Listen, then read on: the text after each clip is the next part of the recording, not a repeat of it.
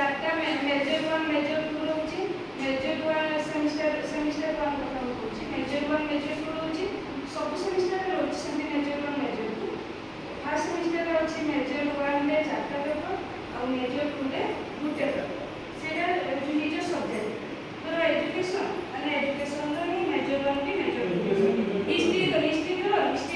major 1 रो से history रो भी चार्टा paper पढ़िले major 1 रे पेपर तो मेजर 2 रे भी से हिस्ट्री भी पढ़े एमती रोची आउ ता सहित ताकर अछि एसी और बीएससी सेमिस्टर 1 मेजर 1 का शेड्यूल अछि मेजर 1 में चार्टा पेपर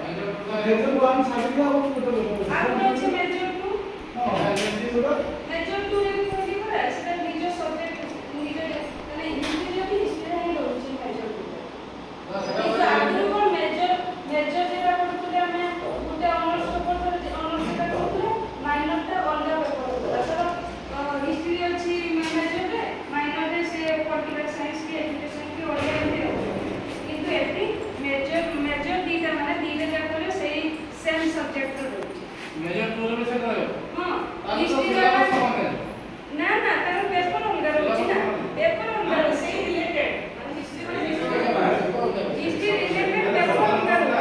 हिस्ट्री पेपर 1 जहां मेजर माइनर माइनर नहीं सर एटीपी रे माइनर ना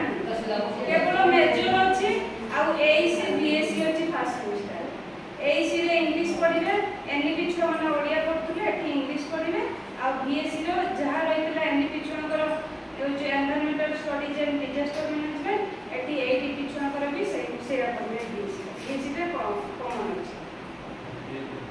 तने ए फर्स्ट सेमिस्टर रो कॉमन अछि सब तरह कॉमन है एटा कॉमन अछि अलगा गुडा रे चेंज हे छी एडीपी वाला केतो वर्ष एटीपी भी 4 वर्ष कोर्स किंतु समान देबे तने 3 वर्ष पय देउचती स्ट्रक्चर ता चेंज करिकि फोर्थ ईयर जेटा रहउची सेटा एनईपी छुआ माने जहा पढिबे जे पिला माने फोर्थ ईयर करिया पय चाहबे से एनईपी बेस ते ही समान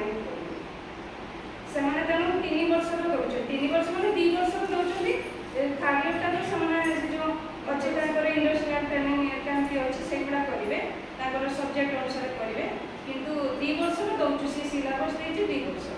फर्स्ट ईयर सेकंड ईयर रो देछि फोर्थ ईयर ता समान एनईपी पिला जहा पढिबे